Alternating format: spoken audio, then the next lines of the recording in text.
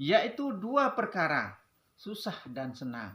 Ini sudah yang menjadi hijab terbesarnya kita itu adalah susah dan senang. Nah, kalau kita tidak susah, ya senang. Kalau kita nggak senang, ya susah.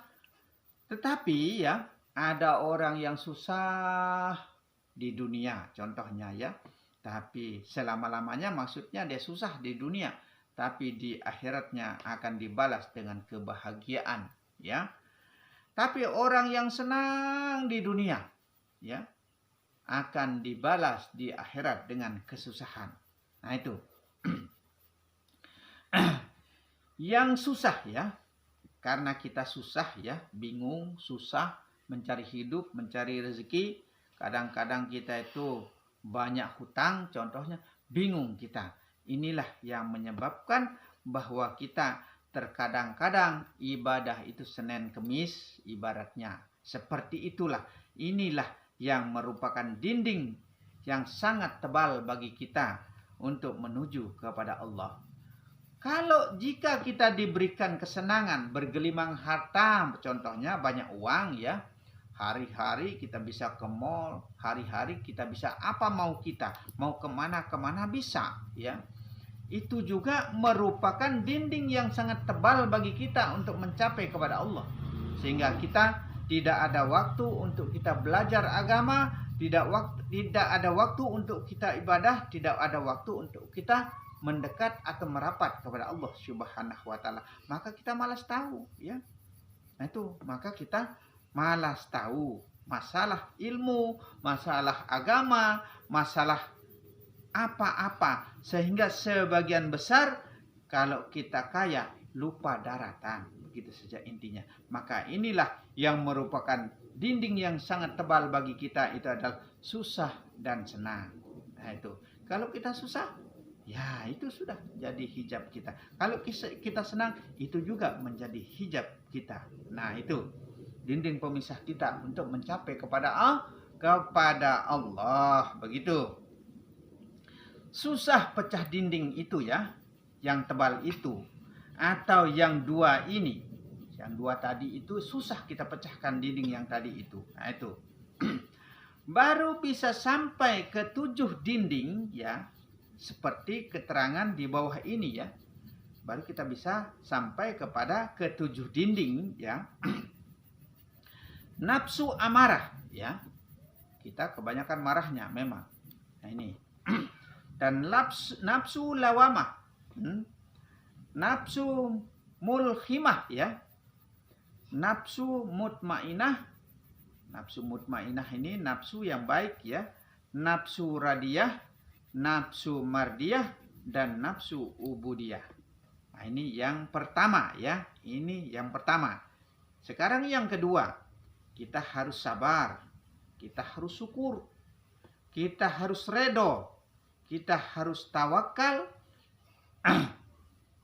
Dan kita harus ikhlas. Kita harus menyerah. Dan kita harus mengikut. Nah itu. Tapi susah kita mau mengikut ya. Sekalipun kita diajarkan ya.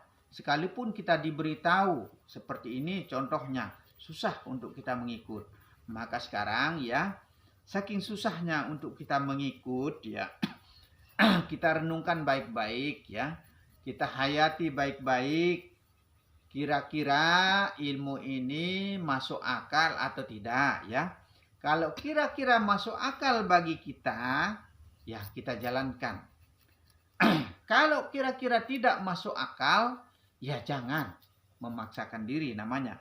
Maka agama itu ya akal ya. Maka dikatakan ad-dinul akli. Maka agama itu adalah akal. Sebenarnya akal-akalan. Nah itu. Tapi kalau masuk akal, insya Allah ketemu akal, kita jalankan. Itu. Jangan kita terpengaruh sama orang. Terpengaruh sama orang itu, jangan ikut ini, jangan ikut begitu. Yang begitu jelek, itu kafir, itu macam-macam. Jangan kita percaya kata orang. Buktikan dulu. Kita nyatakan dulu. Pastikan dulu. Kita kan punya otak, punya pemikiran ya. Nah, jangan terpengaruh sama orang lain. Kita harus percaya diri. Itu. Kita harus percaya diri. Nah, itu tidak mungkin ada orang lain yang mampu dan bisa menyelamatkan kita. Tidak ada orang lain yang bisa memasukkan kita ke dalam neraka, dan tidak ada orang lain yang mampu memasukkan kita ke dalam surga. Dirinya sendiri saja belum bisa ia pastikan apa harus masuk surga dan atau harus masuk neraka. Nah itu. Maka kalau kita mau menjalankan suatu ibadah ya, kalau kita mau menjalankan suatu ibadah supaya menjadi ibadah yang sah, sempurna, baik, khusyuk maksudnya ya, supaya menjadi ibadah yang khusyuk ya, kita harus paham ilmu dulu. Kita harus tahu ilmunya dulu. Kalau kita tidak tahu ilmu, baru kita menjalankan sesuatu perbuatan, itu sebenarnya sebagian besar itu adalah sia-sia. Maka kita harus paham ilmu ya. Maka kita dianjurkan, dituntut untuk kita menuntut ilmu bila perlu dari ayunan sampai kita masuk ke liang lahat. Nah itu. Maka kita harus menuntut ilmu bagi yang belum paham. Bagi yang sudah paham harus mengajarkan ilmu. Kalau tidak dikeluarkan, tidak diajarkan ilmu itu bagi orang yang paham, ada juga ganjarannya. Nah itu. Kalau yang tidak paham, tidak mau menuntut ilmu, tidak mau belajar, ada juga ganjarannya. Nah itu. Maka yang berilmu diwajibkan untuk mengajarkan, yang tidak punya ilmu diwajibkan untuk menuntut ilmu itu. Supaya kita tahu semuanya, tahu segala-galanya, maka jalankanlah syariat, tarekat, hakikat, dan ma'rifat berikut musyahadah, mukasafah, dan mahabbah. Itu cara-cara yang benar. Sebenarnya semua itu harus dijalankan. Tapi mampu tidak? Ini masalahnya. Wadah kita sudah cukup atau tidak untuk menampung ilmu ini semua? Otak kita terjangkau tidak? Nah, tergantung itu. Kita punya tekad atau tidak? Punya kemauan atau tidak? Ini permasalahannya sekarang. Tergantung kita sendiri. Nah, itu. Tergantung kita sekarang ini. Mau dan tidaknya tergantung kita sendiri. Tidak mungkin orang lain bisa mengubah kita jika kita tidak mengubah diri kita sendiri. Nah, itu. Ketiga ya. Roh idapi. Roh yang suci ya. Atau Rohul Kudus. Rohul Kudus ini sudah sempurna namanya di sini ya. Biasa disebut Roh Kudus ya. Tapi ini Rohul Kudus karena nama aslinya itu adalah Rohul Kudus. Yang lumrahnya atau lazimnya disebut orang Roh Kudus sebenarnya. Nah, itu. Roh Rabbani ya. Roh Rahmani, roh Jasmani, rohani, dan hewani. Nah ini yang roh hewani ini ya. Karena kesempurnaan roh yang 7 ini ya ada pada kita. Itulah kemuliaan yang diberikan manusia ya. Bisa berpikir, bisa segala-galanya. Itulah sempurnanya manusia. Tetapi manusia itu sebagian besar menghidupkan roh hewani. Maka sebagian besar kita bersifat seperti hewan. Maka sebagian besar kita di akhirat nanti akan dirubah wujud kita. Menjadilah wujud binatang. Masya Allah. Jangan sampai kita seperti itu. Maka jangan kita suka jalankan roh hewani. Karena perbuatan roh hewani ini ya.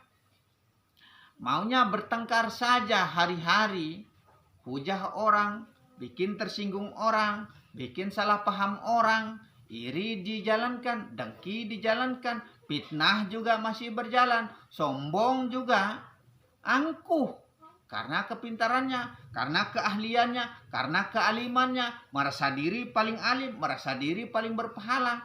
Masya Allah, jangan kita seperti itu. Tetap pasrah kepada Allah. Tetap kembali kepada Allah. Tiada lain. Semua itu adalah hak milik kepunyaan Allah. Apapun yang mau disebutkan. Ya. Nah itu. Maka syahadat barzah itu bunyinya hak, hak, hak.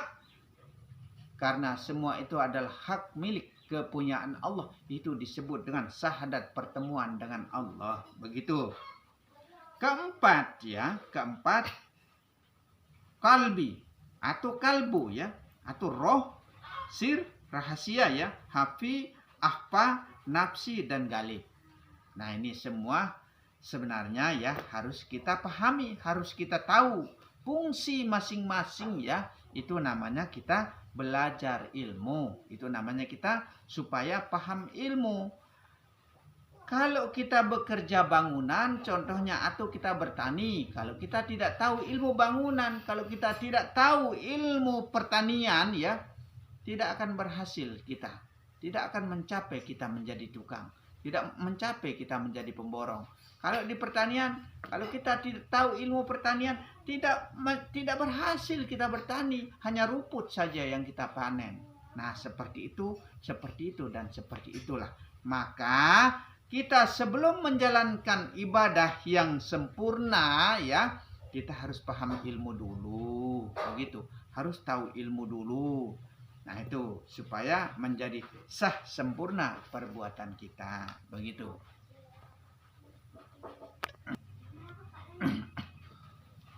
Roh amri ya.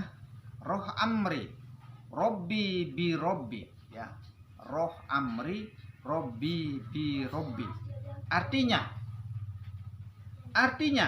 melihat Tuhan dengan Tuhan.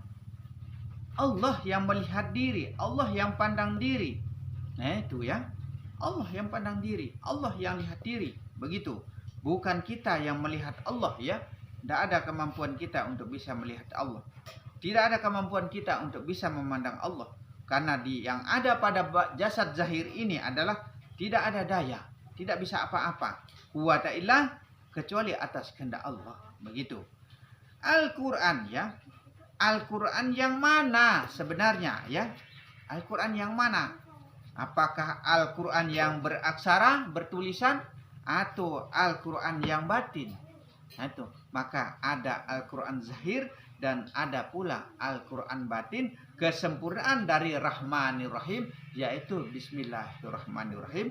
Bahkan semua itu diciptakan oleh Allah berpasang-pasangan. Maka ilmu juga ada ilmu zahir dan ada ilmu batin. Al-Quran juga seperti itu. Ada Al-Quran batin dan ada Al-Quran zahir. Yang mana merupakan Al-Quran batin? Al-Quran batin itu adalah Al-Quran yang berkalam, yang bisa berkalam dan bisa berjalan. Kita baca diri, Iqra, bacalah. Maka kita harus baca diri. Itu Al-Quran zahir ya. Al-Quran zahir itu merupakan aksara. Kalau kita baca, bacaan namanya ya. Kalau kita baca, bacaan namanya. Kalau kita kerjakan, pekerjaan namanya. Dan Al-Quran yang beraksara yang merupakan tulisan ini ditulis oleh Umar Utsman, Umar bin Affan dan Zaid bin Zabit. Nah, itu yang menulis Al-Quran itu. Ayas'alunaka 'anir ruh ya. Kulil ruh min amri rabbi. Artinya ya. Artinya kalau ada bertanya mengenai roh, katakanlah olehmu bahwa roh itu adalah urusan Tuhan atau urusan Allah. Nah, kalau ada yang bertanya mengenai roh, jawab saja itu urusan Allah. Tapi kenapa kita di sini malah menguraikan mengenai roh? Karena ada kitabnya, ada aturannya. Kalau tidak ada kitabnya, kita tidak bisa dan tidak berani menguraikan. Itu. Kalau dipikir, ini sudah lepas dari aturan Al-Quran. Sedangkan Al-Quran mengatakan, jika ada yang bertanya mengenai roh, jawab saja urusan Allah. Tapi kenapa ini sekarang kita malah membahas mengenai roh? Insya Allah dengan izin Allah ya. Kalau kita bersungguh-sungguh di jalan Allah, sesungguhnya Allah akan memberikan petunjuk jalan itu. Jalan yang lurus kepada Allah Subhanahu wa ta'ala. Nah, itu kalau kita bersungguh-sungguh. Tapi kalau kita setengah-setengah atau tidak bersungguh-sungguh di jalan Allah, ya itulah kita tidak bisa memahami ilmu. Apalagi kita kurang yakin, kurang percaya. Tidak percaya maksudnya mengenai keilmuan. Nah, ini juga akan menggagalkan kita untuk mencapai kepada Allah Subhanahu wa taala, ya. 24 nabi rasul yang menerima wahyu, ya. 24 nabi dan rasul yang menerima wahyu. Jumlah mata, jumlah hidung, jumlah telinga, dan jumlah mulut. 20 kuku. Kuku yang ada di tangan dan kuku yang ada di kaki. 20 jumlahnya. Yang menarik Hawa, ya. Yang menarik Hawa untuk menghidupkan kulit. Itu untuk menghidupkan kulit. Adam, penghulunya semua rasul, ya, penghulunya semua rasul, yaitu badannya rasa. Tuh, yang menjadi penghulunya rasul, yaitu yang menjadi badannya rasa. Di dalam badan ini tempatnya rasa, begitu. Rasa pahit, rasa manis, rasa sakit, rasa enak, rasa nikmat, rasa segala-gala ada pada badan. Itu semua itu ada pada badan kita. Itu jumlah napas, ya. Jumlah napas ini napas anak-anak, ya. Jumlah napas. Napas anak-anak dalam 1 menit 40 napas, ya. Dalam 1 jam 40 kali 60 sama dengan 2400 napas dalam 1 jam, ya. Dalam sehari semalam, ya, 2400 kali 24 sama dengan 57.600 napas. Jadi jumlah napas anak-anak dalam 1 tahun, ya, dalam 1 tahun 57.600 dikali 360 sama dengan 20.736.000. Itu jumlah napas per tahun, ya. Nah, kalau bisa sejumlah ini jumlahnya kita menyebut kalimat Allah sebanyak-banyaknya bila perlu, seperti itulah. Nah, itu sampai berjumlah 1 tahun kalau bisa kita menyebut Allah berikut napas atau beserta dengan napas sebanyak 20.736.000 kalau bisa. Dalam artinya sebanyak-banyaknya kita mengucap Allah atau menyebut Allah bareng beserta napas, begitu. Baru bisa terbayar napas kita, ya. Nah, itu kebanyakan napas kita ngutang, tidak pernah terbayar. Karena apa? Karena napas ini tidak pernah kita barengi dengan napasnya Allah, tidak pernah kita ingatkan napas ini beserta Allah, maka itu yang akan disiksa di akhirat nanti. Ini baru jumlah napasnya anak-anak, belum jumlah napasnya orang dewasa dan orang tua. Insya Allah di sini ada uraiannya semua, tapi mungkin tidak saya uraikan semua karena ini cuma penjumlahan napas saja dalam artinya, ya. Jumlah napas anak-anak secara nyata, ya, secara batin, maka jadilah napas tunggal. Segitu banyaknya napas itu supaya tetap kembali menjadi napas tunggal, yaitu napas setunggal, napasnya Allah tetap kembali ke 1. Sekalipun sekian juta jumlahnya per tahun, tapi tetap kembali ke 1, yaitu supaya menjadi napasnya napas Allah, begitu. Insya Allah, ya, mudah-mudahan bisa dipahami dan mudah-mudahan tidak keliru dan mudah-mudahan tidak salah paham.